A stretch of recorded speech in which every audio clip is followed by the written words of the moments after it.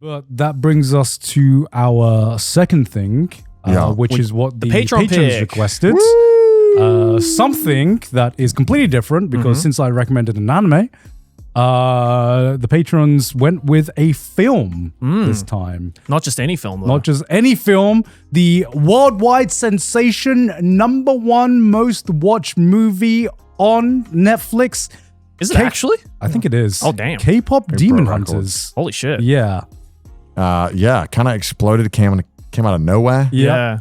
And kind of just took over, really. Kind of just took over. And so this was the talk of the town like a few months ago. So we're a little bit late to it. Yep. But perfect excuse for Anime Club since this on paper has everything that I don't like. Yeah. I don't really like K-pop. Yep. I don't like musicals for one.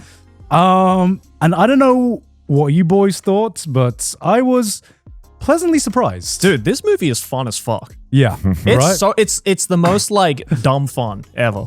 Like the animation was fucking great. The characters are fun. And I like the fact that they didn't take the story like all that seriously, you know, like there were obviously serious moments, but there's also like a lot of like jokey, quippy kind of moments like strung all throughout it. Even like the villains are like, you know, not really like taking it all that seriously. Sony? Was it Sony? Sony Pictures Animation. Sony Pictures Animation. So yeah. they've got a really good art style. Yeah, it's really good. They've been really like good with the animation. The dialogue was really fun. I wonder how the fuck this came to be a Netflix only.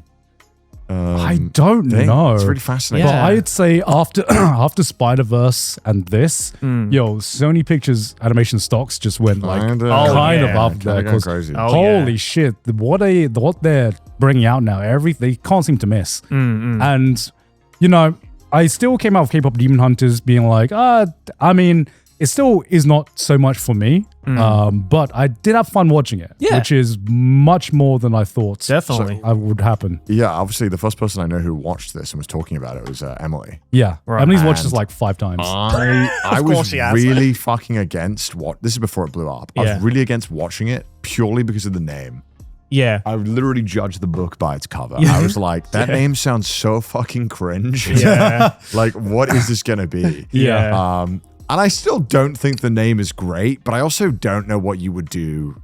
Like, what else could you name it? I mean, look, they knew what they were doing with the SEO. And I think at the end of the day, it's like, just say what it is. And then, you know, at least it's interesting. But yeah, no, I loved it. I mean, I loved how it just gave you no moment of breathing. Like it's an hour 30 and it's just in, out, get a bunch of catchy songs and it doesn't waste time. No, it doesn't need to waste time. And I love that, like, because I'm not a big K-pop guy. I don't think any of us are. No. And I thought it was going to be like all about, like, very deep into like stan culture, K-pop and all that stuff. And I loved how it kind of mostly like poked jabs at it, if anything. Didn't really like use that as a massive point. The only K-pop aspect is that I guess it is just literally Korean pop, but it wasn't like Korean pop in the standard way you think of it.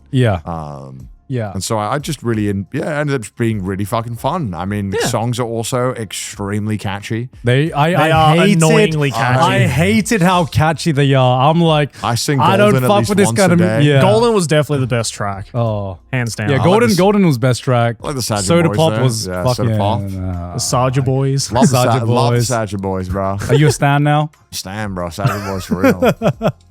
I appreciated the way, like, also like their designs of like the Korean outfits as well. Was so sick, and I loved that was like their motif. And it was really cool. And I because this was actually my second time watching it. But first time I watched it very, very drunk with a bunch of other people. You know, so it was like I couldn't fully appreciate it as much as I did on this watch through, where I treated it as a first watch through. I said it in an earlier Trash Taste episode that I can't put my finger on why, but this feels like a Gen Z film, right? And I said that earlier, and I think I can vocalize why that is the case during my second watch through. I like the pacing of this is so incredibly fast. It's just, I kind of realized it watching the first 10 minutes of this watch through, but there is constant stimulation. Yeah. And that is credit to Sony Pictures Animation for making something that always grabs your attention. If you give it a watch through, don't only watch like every time that they cut or something, but every other cut there is a visual gag going on, or a kind of like it's a setup to a joke, or the payoff to a joke, or there is something interesting happening with the animation. It does not give you time to breathe, and then it goes straight from that to song. Song, next plot point, song again. It is. There's not a single quiet moment. And I think sometimes it can, when you have editing this fast and colors this bright, it runs the risk of feeling like you're trying to be fed baby food.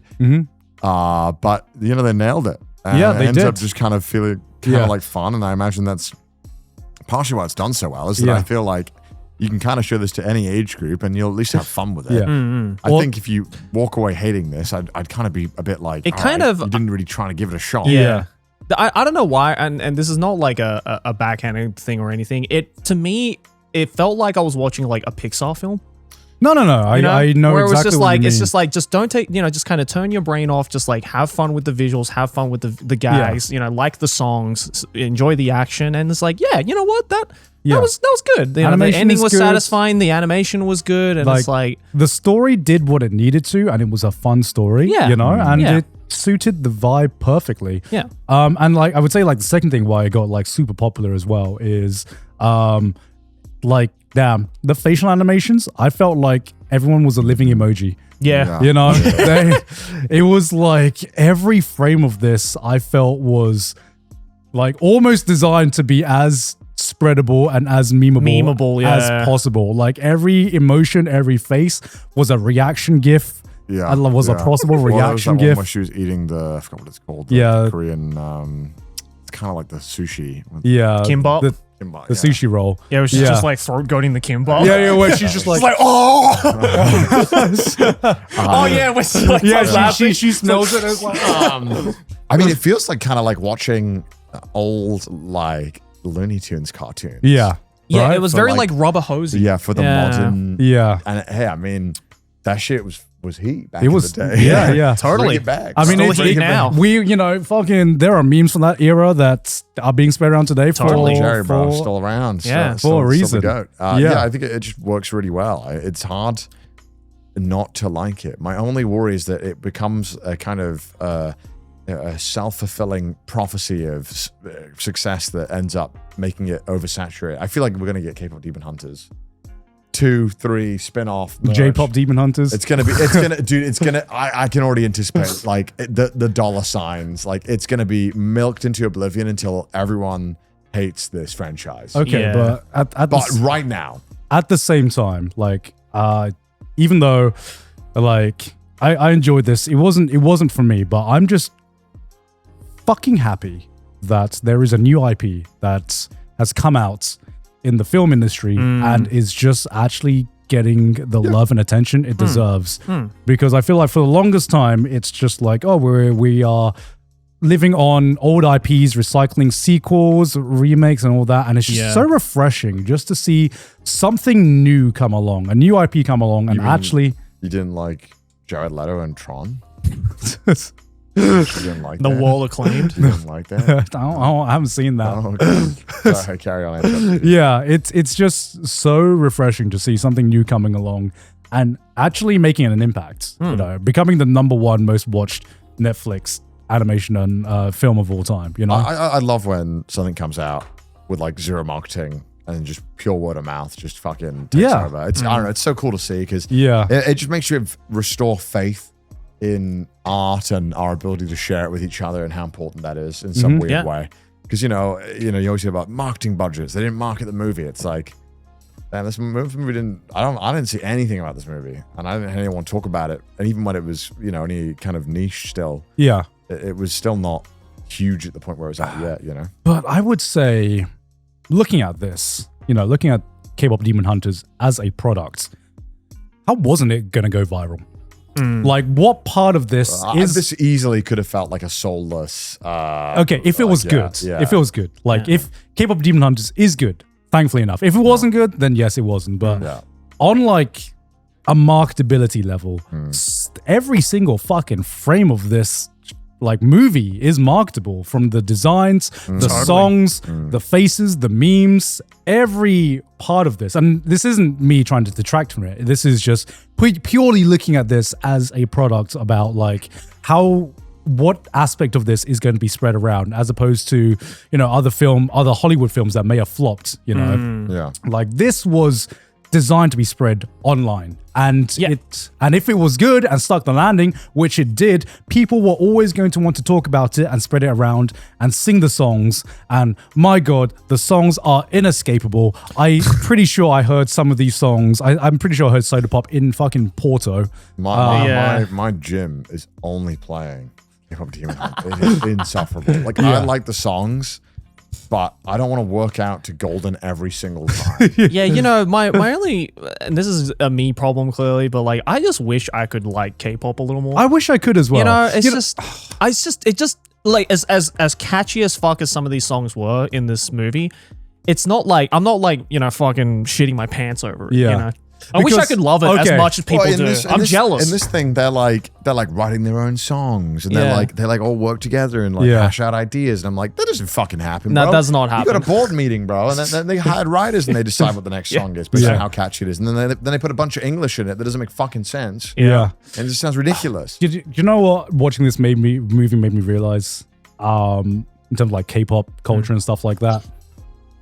I wish I could care as much as their fans do. I wish I could care about anything as much as their fans do. It looks fun, man. Yeah, it does. It looks fun. I just have this mental block where I can never be that big of a fan. Yeah. And I'm like, man. I'm unable. I'm legitimately jealous of K-pop fans. Yeah. That you can be so into this one genre. And this like one group or whatever it is. Like because I've never been like that with anything. Because I feel like that also perhaps we're jaded from, you know, having some small level of fame. I think we probably can. But it's been my entire life.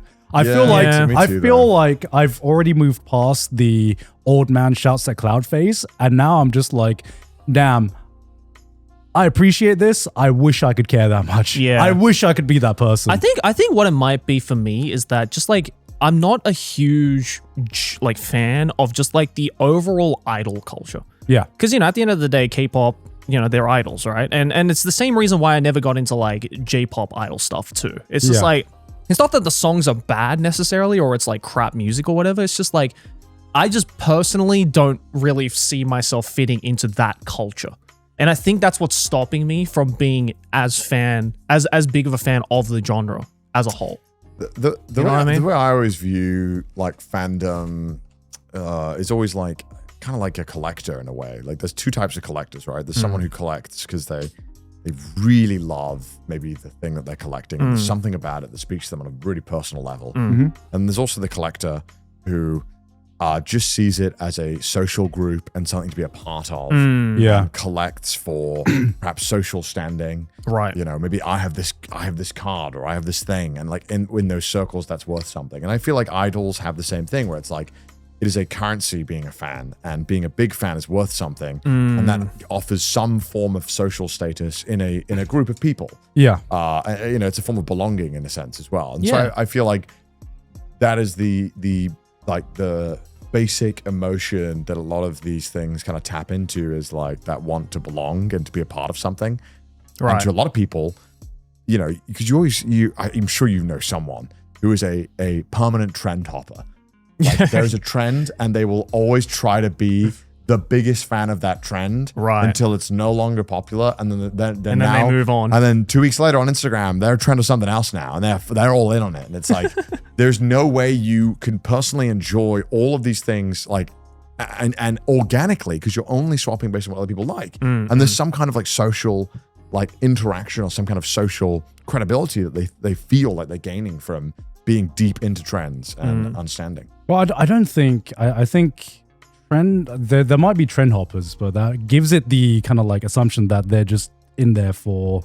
Oh, no, but I obviously that was just an example, but I do think some people obviously like might just enjoy it and like really love the music and that's what speaks to them, but some people just like being a part of something. Yeah, part of totally. Because that's why you'll always get like, I mean, you know, when like streamers or something, they become like the most donated to streamer or the most subs. They're like, dude, I was a part, bro. I gave so much money to that. And it's like, dude, like you gave money to someone. Like that's like you helped and that's cool. But like to have some kind of self-worth attached to that and some kind of belonging. Well, I think everyone just wants to be a part of something. No, exactly. Right? That's what I'm saying. Like there's people want to, I don't think it's always the same reasoning. Yeah. I mean, I've just, like, in terms of like K-pop fans, I've never been as big of a fan of anything. And I would say I'm like, there are things that I like and there are things that I'm fan of, but just that intensity to it, Yeah, it's never gone to the level of like obsession. Yeah. As strong as some K-pop fans are. Yeah, where almost like I've met K-pop fans where it's like part of their identity almost, Yeah. You know what I mean? And it's, I don't know. This wasn't a topic in this movie, but there is like some fandoms out there where they are, bro, they're intense. they go damn intense, bro, K-pop most certainly has that. Yeah. My God, dude. I mean, dude, like just think back like a couple of years ago when like the fucking BTS fandom was like basically running like social media. And it's like, if you said anything bad about the BTS boys, you were getting publicly castrated by a group of people, Yeah. But I feel now, I would like to think that is kind of over, like that whole intensity. Did the term stan come from the K-pop community? No, it came from an Eminem song. No, I know it came from Eminem song. Like used in like in common nomenclature. I think I think that came from K-pop. Yeah, because like. Yeah, wasn't the whole point of Stan was that it was like a dangerously obsessed fan? Yeah. who kills himself. K-pop fans are like, yes, that is us. That's me for real. oh joy. We will game over for our queen and kings. Please don't do that. Yeah. I was at a coffee shop the other day and I was in the corner and I had a nice little corner and I had my phone up and a woman came up to me and was like, hey, is it okay if I have your seat? And I was like, oh yeah, sure, I don't mind. And then I didn't ask why. I was like, sure, I don't need the seat. Yeah. But she then explained to me, she was like, oh yeah, it's just I saw a picture that someone posted where they took a picture of all their BTS boys in this corner. So I'm gonna do it too. I was like, okay. I don't remember asking, but okay. No, I just thought it was interesting. I mean, I didn't mind. I was just kind of like, I just happened to be very recently, and I was like, oh, that's cool. I mean, I was happy for her. She seemed really happy, and she was stoked, and I was like, dude, like, go ahead, take it by all means. Yeah, but I was like, and so she got her little BTS toys out. This, a little coffee. She had like 4 BTS things, and then she had this little acrylic stand with BTS boys, and then another one with one of them framed in a picture, and she must have been like 60 or something, right? And she had a coffee and she took a picture. Oh, bless her. I thought it was really that's wholesome, man. Yeah, I didn't mind. I wasn't like, who asked? I was like, oh, that's cool. Yeah, sure. I didn't really get it. Like she was explaining to me in Japanese and I thought I was misunderstanding. Yeah. Because obviously, like I speak okay Japanese, but sometimes when I hear things that like are a bit unusual, I think I must have misheard or misunderstood because I'm like, okay. And then she did it. And I was like, oh, all right, cool. Yeah. And again, you know what? I'm jealous of people like that who they can be so into one thing that they do something that other people might see as like a mundane thing and just like gain so much happiness from them. Like, you know what? Yeah, good. I'm happy that you're happy doing that thing. Bro, do you know who's getting on this like the same level of intensity as K-pop fans recently? Loving Deep Space. Fucking anime fans, man. You think? Bro, it's getting up there. Bro. Trash on an anime, you will find out. Like, bro. Trust me, Gant. I've found out for the past decade. Joey, I know. We have been through the trenches, but goddamn, it is a different war now. It is like World War. We were there during like the Middle Age wars. Yo, they've discovered nukes. I mean, bro, they've discovered machine guns out there. We were on the shores of Normandy back in the day, and now they've got drones. I mean, I remember when I said 86 was trash. I remember the war that unfolded. Oh, bro. Apparently, every opinion I say about anime is just like, how dare you? Nah, they're right though. Yeah, they are right. Nah, Joey, I think they're right. Yeah, they're right. I just don't care. Yes, we love your favorite anime, guys. Yeah, we do. But like, especially in like the modern, like, with modern anime getting up there in popularity, bro. It's like scary sometimes. Yeah. It's yeah. I'm just having war flashbacks right now.